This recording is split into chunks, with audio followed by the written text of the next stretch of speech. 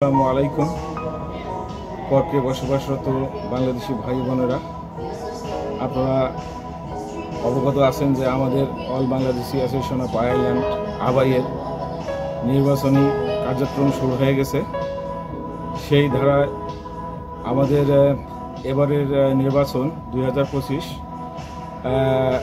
23শে November আমাদের নির্বাচনের তারিখ ধার্য করা হয়েছে।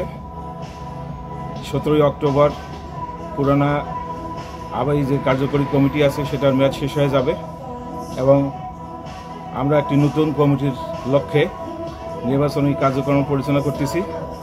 তারই ধারাবাহিকতায় আমরা নির্বাচন ফর্ম এখন